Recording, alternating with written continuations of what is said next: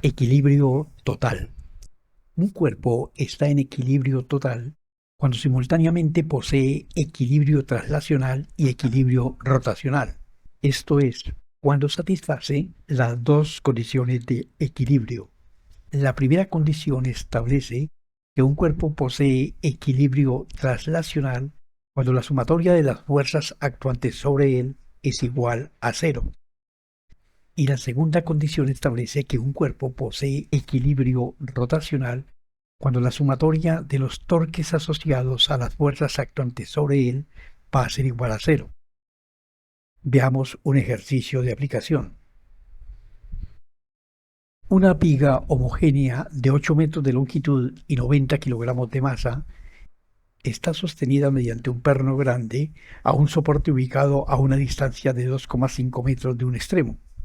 La viga forma un ángulo de 30 grados con la horizontal, como se muestra en la figura. En el extremo izquierdo de la viga se suspende una masa de 600 kilogramos. Y el equilibrio se establece mediante una cuerda perpendicular a la viga ubicada en el otro extremo. Encuentre la tensión en la cuerda y la fuerza que ejerce el perno sobre la viga. Empezamos elaborando el diagrama de fuerzas. Esto es, todas las fuerzas que actúan sobre la viga. Tenemos el peso de la masa suspendida, el peso de la viga ubicado en su centro geométrico, la tensión en la cuerda que es perpendicular a la cuerda, y la fuerza de reacción en el perno que forma un ángulo alfa con la viga, ángulo que por ahora es desconocido. Como sabemos, tenemos dos incógnitas, la fuerza 3, que es la tensión en la cuerda, y la fuerza 4, que es la reacción en la viga. Escogemos como centro de rotación el punto de aplicación de la fuerza 4. Ahora debemos determinar las distancias desde el punto de aplicación de cada fuerza hasta el centro de rotación. Por datos del problema, la fuerza 1 está ubicada a 2,5 metros del perno, la fuerza 2 a 1,5 metros del perno y la fuerza 3 estará ubicada a 5,5 metros del perno. Debemos calcular ahora los torques asociados a cada una de las fuerzas actuantes. Empezamos con la fuerza 1, que es el peso suspendido. Primero calculamos su brazo, para lo cual trazamos la línea de acción de la fuerza.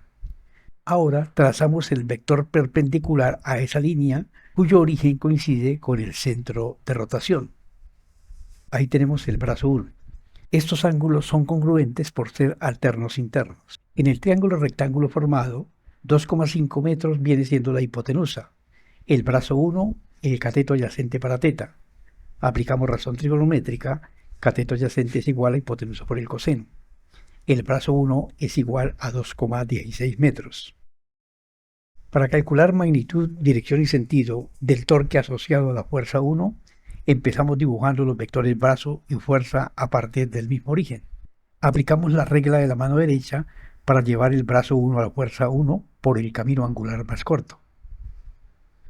Aquí el torque asociado a la fuerza 1 sale del plano que contiene a los vectores brazo 1 y fuerza 1.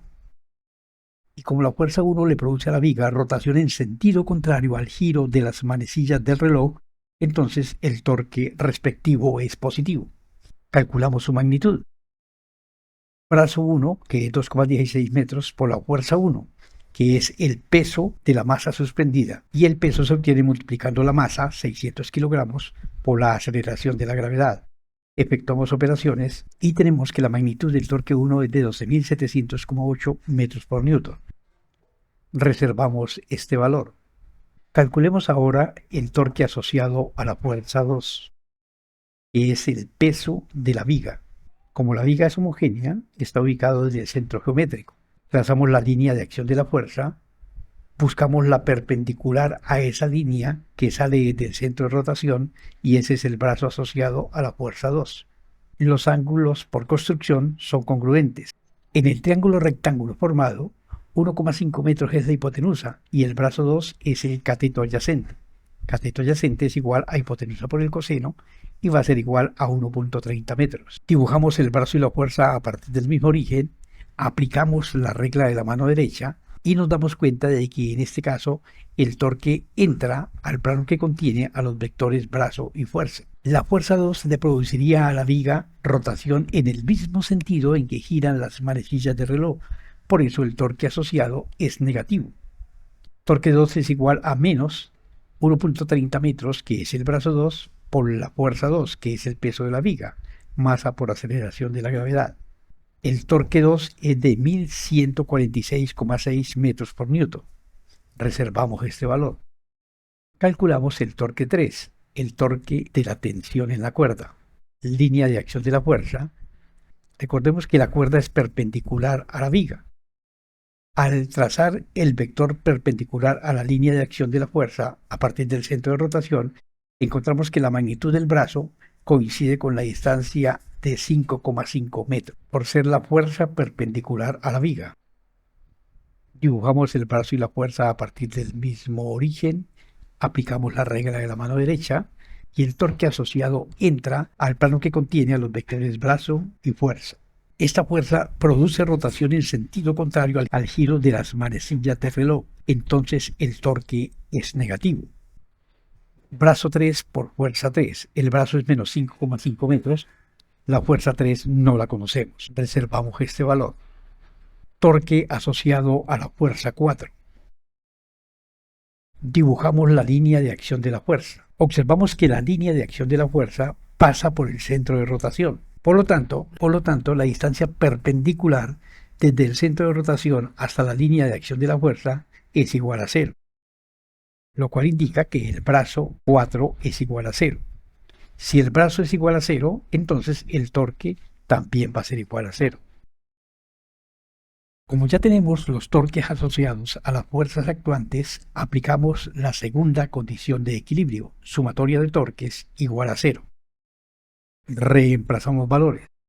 En esta ecuación solamente tenemos una incógnita que es la fuerza 3, y el término que la contiene está negativo. Entonces, sumamos a ambos lados ese término y efectuamos la operación de términos semejantes en el lado izquierdo. Dividimos ambos lados de la igualdad entre 5,5 metros y obtenemos que la magnitud de la fuerza 3 es igual a 2100,76 newton.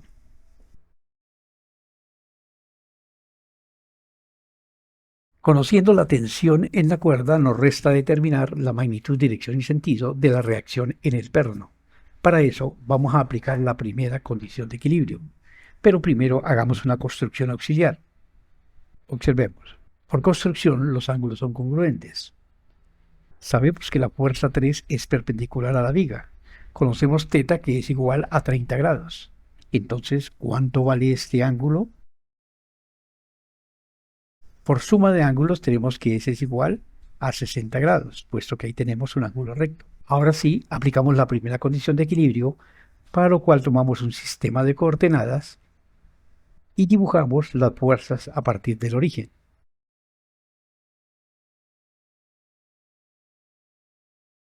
Debemos descomponer vectorialmente la fuerza 3 y la fuerza 4.